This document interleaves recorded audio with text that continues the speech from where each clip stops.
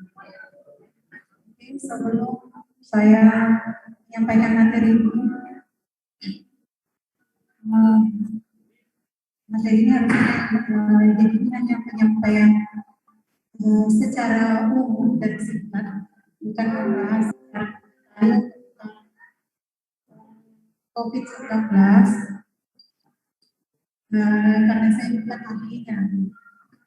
Beda kalau disuruh menjelaskan tentang sekolah. Jadi nanti mungkin ada yang lebih paham. Jadi ini hanya secara singkat garis besar tentang materi COVID-19.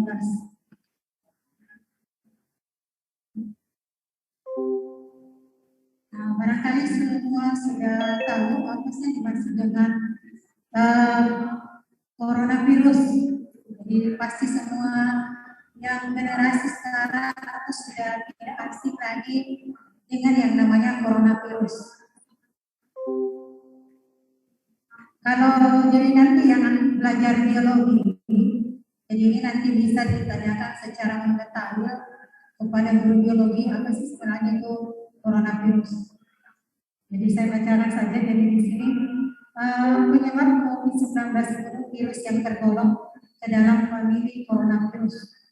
Jadi kalau Anda belajar biologi ada tingkatannya, famili, genome, ada sampai spesies. Jadi ini familinya.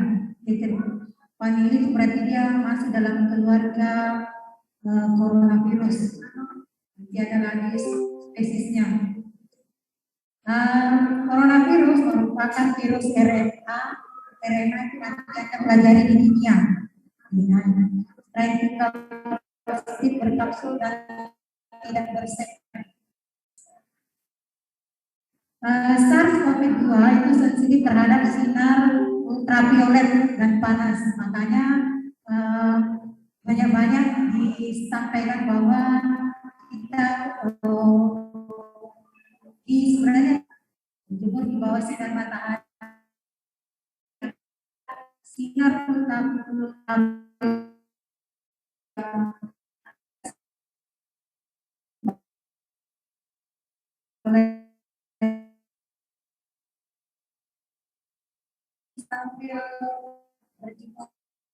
itu tidak banyak, jangan sampai kosong, cukup 10 menit itu sudah lama, sudah mulai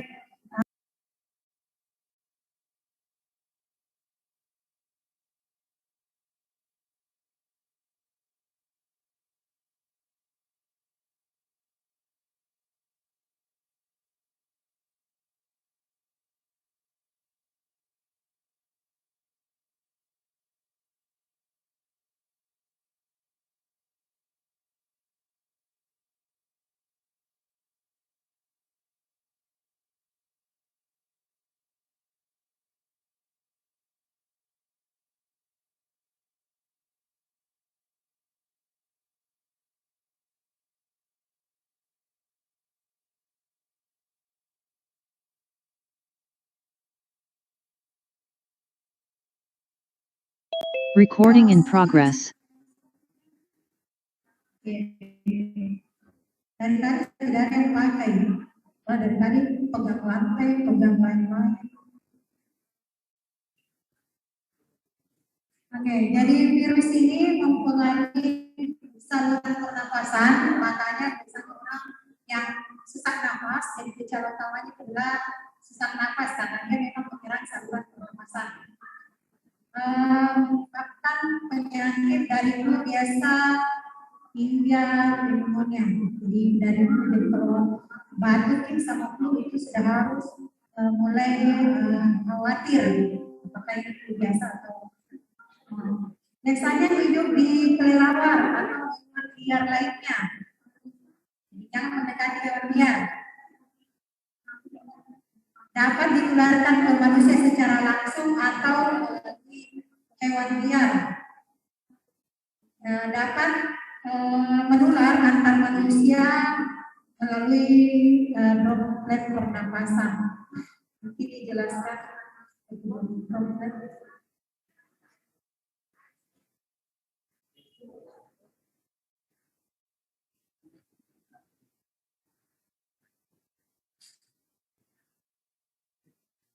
Kasus, jadi ini data bisa dilihat nanti di internet kalau tidak yakin. Ini data per 10 Juli, 10 Juli itu berarti data kemarin.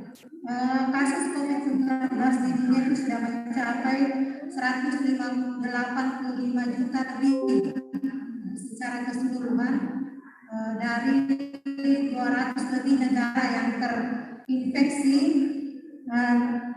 Data dunia itu yang meninggal sudah sekitar 4 juta lebih. Mana sudah 4 juta umat manusia yang kebanyakan meninggal itu usia lanjut. Rata-rata menyerang usia lanjut. Kalau di Indonesia kasus yang terkonfirmasi, jadi ada yang tidak terkonfirmasi, jadi yang sudah terkonfirmasi itu sekitar 2,49 juta, yang meninggal ada 65.000 sekian, sembuh sekitar 2 jutaan. Data vaksinasi yang sudah divaksin itu baru sekitar 5,5% dari populasi, masih sedikit.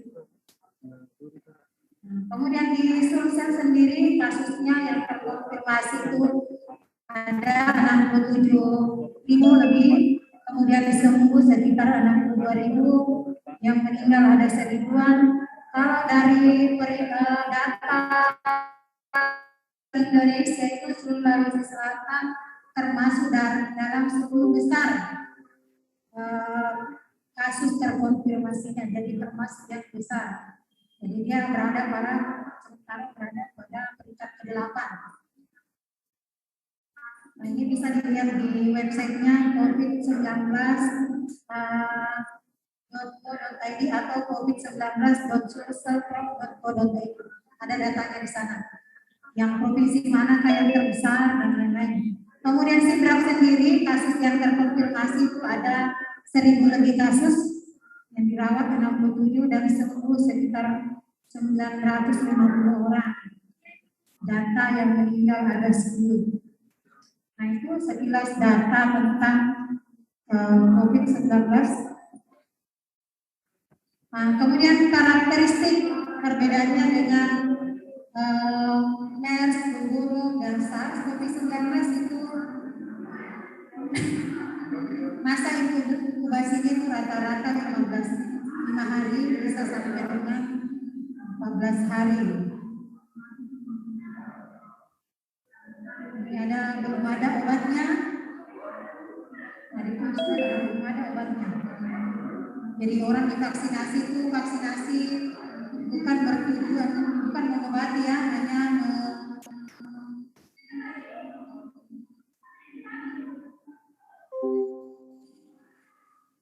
hanya sebagai antibodi. Gejala COVID yang pertama itu sesak napas. Jadi sesak napas itu gejala secara keseluruhan.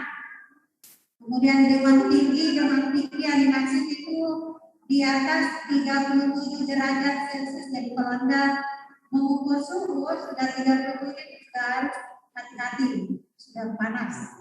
Jadi yang normal itu 36 ke bawah. Kemudian radang paru-paru yang biasa gejalanya batuk.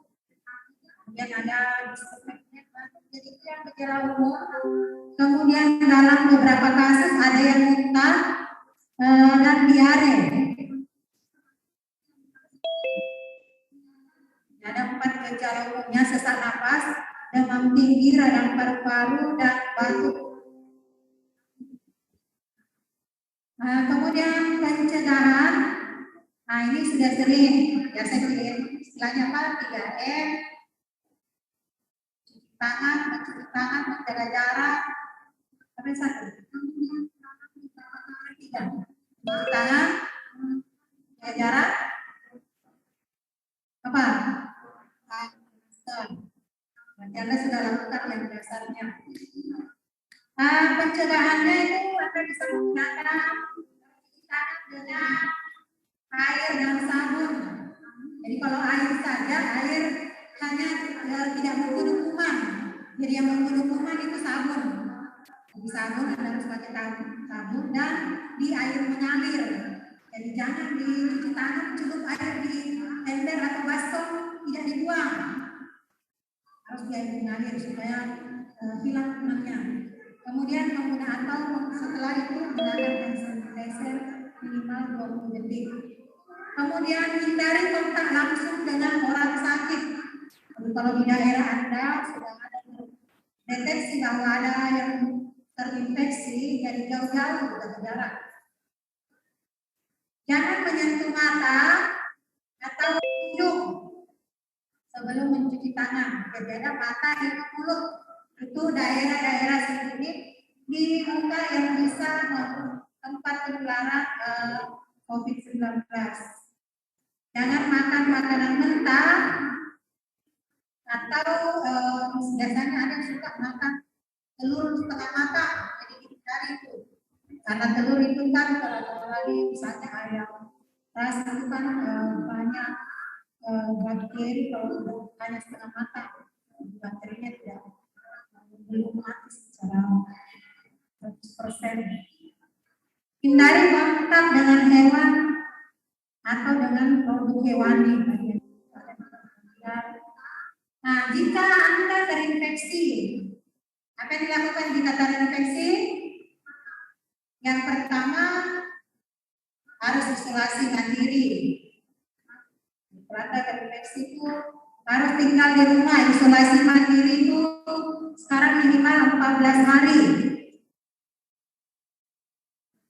Nah, kemudian kalau Anda terinfeksi karena Anda isolasi tidak boleh kontak dengan rumah.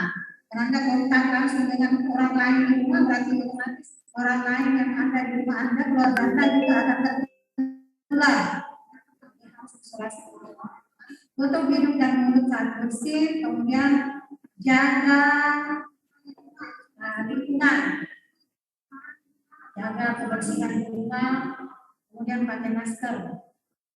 Dan yang tidak kalah penting adalah jangan bepergian. Yang bepergian utamanya daerah yang zona kuning dan zona merah, zona merah. Jangan ke daerah itu sangat penting, jangan bepergian, apalagi rekreasi dan lain-lain. Nah, hindari bepergian ke daerah yang terkena dampak kecuali diperlukan. Misalnya diperlukan penting sekali. Seperti kemarin, ya keluarga penting sampai ke Jakarta sekarang lagi isolasi mandiri. Jadi jangan tidak kenapa-napa, tapi wajib isolasi mandiri kalau habis dari daerah yang terkontaminasi atau zona merah. Kalau pun Anda harus bepergian, jadi harus siapkan sudah divaksin. Karena kan sudah rata-rata banyak yang sudah divaksin. Tadi dijelaskan oleh kepala sekolah di sini hampir 100% sudah vaksinasi, sudah selesai vaksinasi tahap 2. Siapkan obat, kemudian minta pendapat dari layanan kesehatan, dokter, perawat dan lain-lain. Jangan tinggalkan rumah jika sudah demam dan batuk misalnya. Jika nanti di sekolah membolehkan, pemerintah membolehkan kita tatap muka terbatas. Jika Anda sudah demam, kan tahu kalau kita demam, ada pasti tahu kalau seseorang demam itu ada gejalanya, entah itu ngantuk, panas badannya. Jika Anda memang sudah demam, jangan ke sekolah itu, jangan ke sekolah dan jangan meninggalkan rumah. Jadi misalnya sudah tatap muka terbatas, gilirannya Anda ke sekolah, tetapi Anda memang jadi jangan sama sekali ke sekolah. Lebih baik kirim izin ke wali kelas, lapor bahwa saya sedang demam, tidak bisa ke sekolah. Tapi jangan ajukan jadikan alasan tidak demam, tapi tidak mau ke sekolah beralasan bahwa demam. Nah, jika jatuh sakit saat bepergian, misalkan hubungi layanan kesehatan. Kemudian vaksin. Nah, jadi apa gunanya vaksinasi? Dari vaksinasi itu untuk antibodi supaya segala jenis penyakit bukan hanya sekedar coronavirus. Jadi di Indonesia itu kita dari baru lahir itu sudah divaksinasi. Dan ibu Anda pasti tahu mulai dari baru vaksinasi itu untuk antibodi kekebalan tubuh terhadap segala jenis penyakit. Imunitasnya harus bagus. Bagaimana cara menjaga imun? Yang pertama sebenarnya harus banyak konsumsi air putih. Jadi jangan konsumsi minuman-minuman yang berwarna, beralkohol dan bersoda. Jadi dari minuman berwarna, soda dan beralkohol. Jadi perbanyak minum air putih. Itu salah satu cara untuk membentuk antibodi. Kemudian kedua, sebelum misalnya berangkat, misalkan pagi harus sarapan.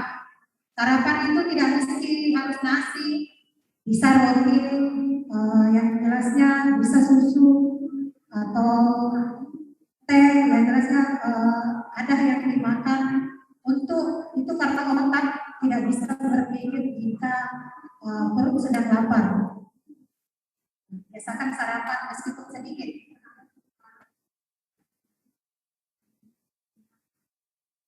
Jadi masa inkubasinya itu 5 sampai 6 hari, dapat mencapai 14 hari.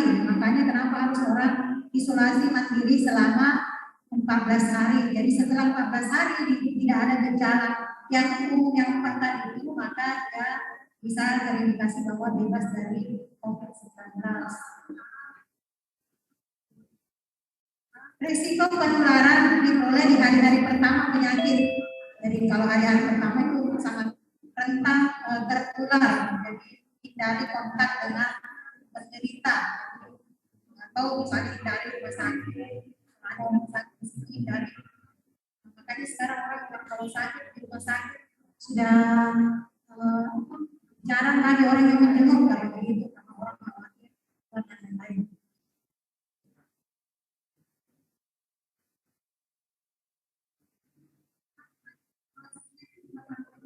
Nah, ini tadi yang konkret. COVID-19 utamanya ditularkan dari orang bergejala ke orang lain yang berada jarak dekat melalui droplet. Makanya orang disuruh jaga jarak supaya tidak tertular. Apa itu droplet? Jadi partikel berisi air berdiameter lebih dari 5 sampai 10 mikrometer. Jadi berupa cairan kalau kita bicara, bersin, batuk, lain-lain. Jadi itu tertular melalui partikel seperti itu. Jadi makanya disuruh jaga jarak. Orang kan kalau bicara berhadapan itu terkadang mungkin kita kena entah itu air liur atau apa juga sebagainya. Makanya kita disarankan menggunakan masker kalau berhadapan dengan orang dan jaga jarak minimal 1 meter. Kan kalau 1 meter tidak mungkin kena dengan Anda kalau hanya bicara, kecuali disengaja. Nah, yang tadi bicaranya sudah dijelaskan dari awal. Demam, rasa lelah, batuk kering, beberapa pasien mungkin mengalami rasa nyeri, sakit, hidung tersumbat, pilek, nyeri kepala, konjungtivitis, sakit tenggorokan, diare, hilang penciuman. Nah, ini yang sering kita dengar. Kalau Anda sudah merasa kehilangan indera penciuman, tapi hilang indera penciuman bukan berarti terkena, tapi Anda sudah harus khawatir. Jadi tidak bisa mencium aroma makanan dan lain-lain, terutama makanan itu bisa makanan sudah mendengar tapi tidak bisa dicium. Ada juga ruam pada kulit. Ruam itu mungkin seperti bintik-bintik merah pada kulit. Orang lanjut usia, kenapa ya orang lanjut usia itu kebanyakan yang terkena? Karena kondisi imunnya sudah menurun. Kalau umur-umur Anda ini imun masih tinggi. Imun masih tinggi, makanya jarang kasus itu diperoleh pada umur Anda seperti Anda ini, umur anak sekolah SMP, SMA, karena imunitasnya masih bagus. Kalau orang lanjut usia itu pasti imunitasnya sudah menurun, sudah mulai sakit. Apalagi jika ada sakit bawaan. Sakit bawaan itu biasanya. Jadi nah ini orang yang dalam kondisi medis yang sudah ada sebelumnya, misalnya tekanan darah tinggi, nah itu rentan terkena gangguan jantung dan paru, terutama yang sakit jantung. Orang terkena jantung itu tidak bisa divaksinasi. Dia diabetes, dan kanker. Jadi itu gejala-gejala secara umum. Nah, sekarang saya masuk ke istilah terbaru dalam COVID-19. Yang pertama, kasus suspek. Jadi ada namanya suspek penderita. Yang dinamakan suspek itu yang pertama orang dengan infeksi saluran pernapasan akut atau dalam istilah medisnya ISPA, dan pada 14 hari terakhir sebelum timbul gejala memiliki riwayat perjalanan atau tinggal di negara yang melaporkan transmisi lokal. Nah, yang kedua yang dimaksud kasus suspek itu orang dengan salah satu gejala atau tanda ISPA dan pada 14 hari terakhir sebelum timbul gejala memiliki riwayat kontak dengan kasus terkonfirmasi. Jadi kalau istilah dulunya itu suspek ini adalah PDP, pasien dalam pengawasan, dulu namanya PDP, sekarang istilahnya suspek. Jadi kalau orang penderita namanya probable. Kasus probable. Kasus probable ini artinya dia ada gejala COVID tapi belum keluar hasil scan-nya, belum keluar hasil pemeriksaan laboratorium. Berikutnya kasus konfirmasi, berarti ini sudah terkonfirmasi, sudah memiliki gejala dan dinyatakan positif terkena COVID-19. Kasus terkonfirmasi ini terbagi tiga, ada yang terkonfirmasi dengan gejala, ada yang tanpa gejala. Itu ada namanya, banyak orang kena COVID tanpa gejala, jadi dia tidak melewati yang umum tadi, dia tidak batuk, tidak demam, pokoknya kelihatannya sehat, tapi ternyata dia menderita positif COVID-19.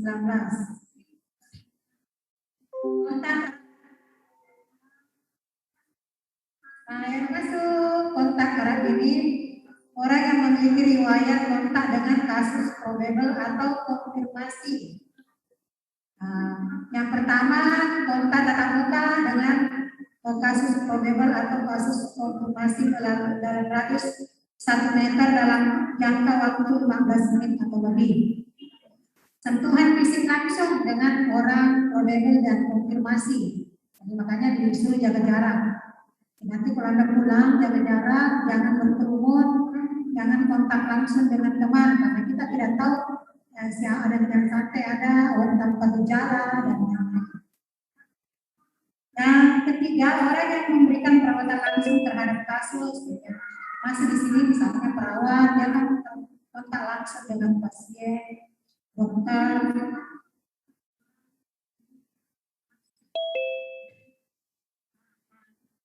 Yang terakhir, situasi yang menunjukkan adanya kontak berdasarkan risiko. Jadi misalnya di wilayah itu sudah epideminya tinggi, jadi sudah zona apa yang tertinggi, zona merah. Kemudian pelaku perjalanan, ada orang yang selalu bepergian. Berikutnya discharge itu bila memenuhi kriteria berikut salah satunya. Yang pertama, seseorang dengan status suspek dengan hasil pemeriksaan PCR 2 kali negatif selama 2 hari berturut-turut dalam selang waktu lebih dari 24 jam. Jadi orang dinyatakan discharge itu jika dia sudah, tadinya dia suspek, ada gejalanya PDP, tapi setelah diadakan pemeriksaan sebanyak 2 kali berturut-turut ternyata negatif. Atau seseorang yang sudah pernah melakukan kontak dan sudah isolasi mandiri selama 14 hari. Ini namanya discharge. Nah, sekarang ini pesannya yang akan disampaikan kepada yang pertama tadi, cuci tangan dengan sabun dan air mengalir, pakai masker, gunakan hand sanitizer, Jadi hand sanitizer-nya itu ada waktunya minimal 20 sampai 30 detik. Jadi 20 detik paling benar, jangan sampai hanya sedikit saja baru 5 detik sudah selesai. Jadi waktunya 20 detik minimal. Jadi Anda bisa begitu 1 sampai 20.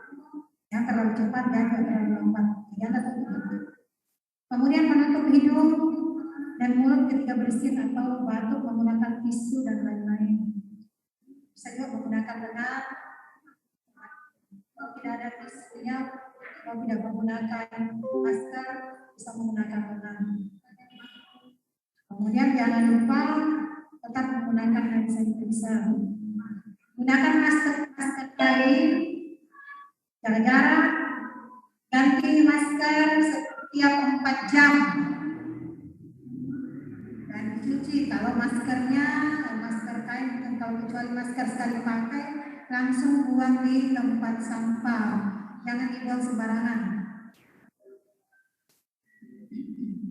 Ketika mengalami gejala saluran pernapasan, segera ke puskesmas, ke rumah sakit, atau tempat layanan kesehatan lainnya. Melakukan kebersihan tangan secara rutin. Tadi jangan pegang mulut, terutama yang dan benda-benda yang sering yang umum dipakai, apa biasanya umum dipakai, pegangan pintu, keluar pintu tertutup selalu dipegang, diusahakan selalu dibersihkan. Meja dan lain-lain, terutama misalnya Anda sering pakai handphone, kalau handphone kan Anda sendiri yang pakai, tapi sebaiknya juga sering dibersihkan. Cuma jangan membersihkan dengan alkoholnya tinggi, karena itu bisa merusak layar handphone. Jadi Anda bisa menggunakan tisu basah juga barangkali yang terlalu bagus. Yang jelasnya Anda mungkin mengelap dengan air bersih, pakai tisu kemudian dibersihkan. Keyboard juga pokoknya segala sesuatu yang digunakan secara umum, bukan hanya kita secara pribadi, itu harus selalu dibersihkan. Nah, kemudian komunikasi publik. Nah, kalau dari komunikasi publik ini misalnya sebenarnya ini lebih cocok untuk aparat, ya, misalnya di daerahnya ada yang terkonfirmasi, harus disampaikan bahwa di sini ada supaya masyarakat bisa menjauhi tempat-tempat tersebut.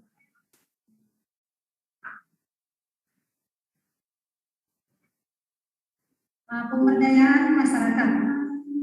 Jadi misalnya sekarang kan informasi sudah ada, serba digital. Misalnya Anda harus selalu konfirmasi daerah Sidrap, kecamatan, desa, serta misalnya di Sidrap bagaimana kasus terakhir, kasus COVID terakhir sekarang. Kemarin masih kita berada di zona hijau, kemungkinan besar akan beralih ke zona merah. Kalau tidak salah dengan Bapak Kepala Sekolah menyampaikan bahwa sudah zona merah.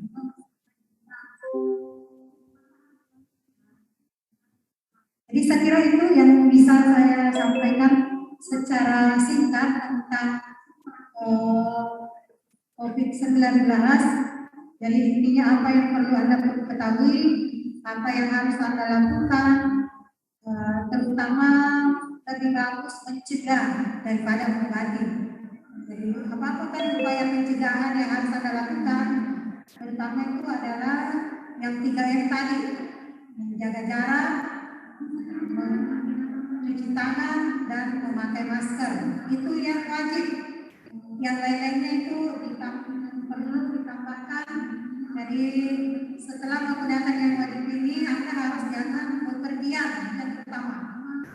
Apalagi Anda berstatus sebagai siswa, jangan tinggalkan lokasi atau rumah ke tempat-tempat umum yang bisa berbahaya dari bepergian. Saya kira itu. Terima kasih atas perhatiannya. Jika ada kata yang salah, itu datangnya dari saya pribadi. Atas segala kekurangan, terima kasih atas perhatiannya. Wassalamualaikum warahmatullahi wabarakatuh.